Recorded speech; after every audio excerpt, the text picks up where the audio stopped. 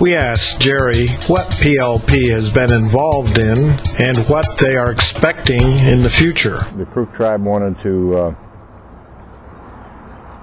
either reduce the seasons heavily on the Klamath, Scott, and Salmon rivers or close it completely.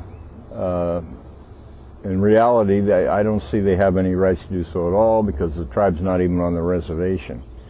They don't have fishing rights, but yet they do the netting. Appears to be that one entity can violate the law and the state or the federal government can overlook that, yet they nail another one for not violating the law, just for their insinuations that they are. The SREP case is where the environmental groups decided that they didn't like suction dredging or mining at all. They sued the Forest Service to force the Forest Service to acquire a plan of operations from all small mining and to post a bond. We fought that. We won it in the lower court. In the Ninth Circuit Court, we're waiting for the decision. But win, lose, or draw, I believe it's going to draw the mining community into a past lawsuit which is sitting on hold, and that is the Crook tribe versus the Forest Service, which is the same issues as the Siskiyou Regional Education Project versus Forest Service. Plan of operations and bonding. Those are two issues that we're in right now. Some of the issues that are coming up are the Forest Service road closures. They're closing some 58,000 miles of road. Tried to work with the off-road community because they need to use the mining law to protect these roads, but they're trying to do it by rubbing shoulders with the politicians and cutting deals. One perfect example of their compromise would be in Tahoe National Forest. They're closing 2,450 miles of road to regain 50 miles of trail. They're also taking green sticker funds from the off-road community to give grants to the Forest Service to close those roads. I don't know where their thinking is, but that's exactly what they're doing. These roads that are being closed or being illegally closed, in our opinion, many of them are RS 2477 roads, which are roads that were put into the forest between the years of 1866 and 1976. And Congress grandfathered those roads in 1976, but they're still closing them. Because many of the other roads they're closing are access to mining claims.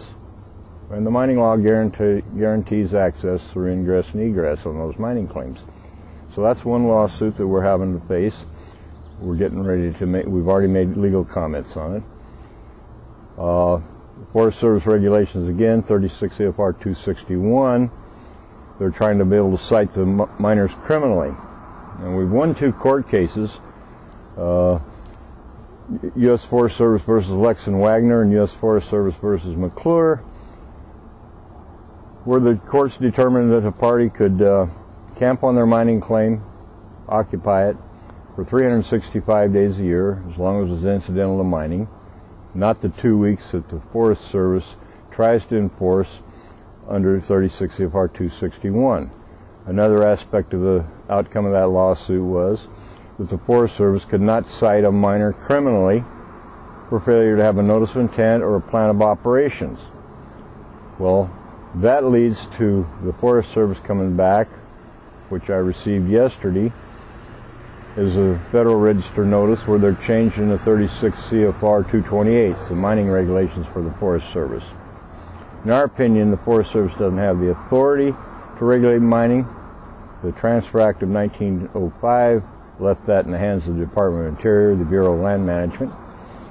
But now they want to regulate, and their new regulations will require notice of intent for any occupancy at all, even equipment, not just human occupancy. They will require a bond for any mining activity or prospecting activity, and a bond on top of that notice of intent. The bonds will have to be posted in cash by the small miners for the simple reason that bonding companies will not tie their money up on a small mining operation, because even after the operation's over, the Forest Service will retain that bond for up to 10 years in case something that you did today creates a problem 10 years down the line. Not only are they going to retain that bond for that long, which you're money out of pocket, but they're going to keep the interest on it.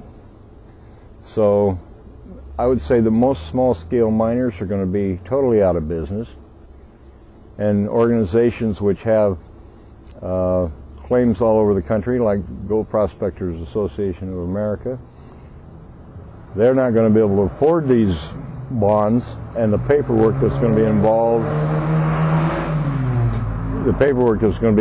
in keeping the notices of intents current and tying that kind of money up for years.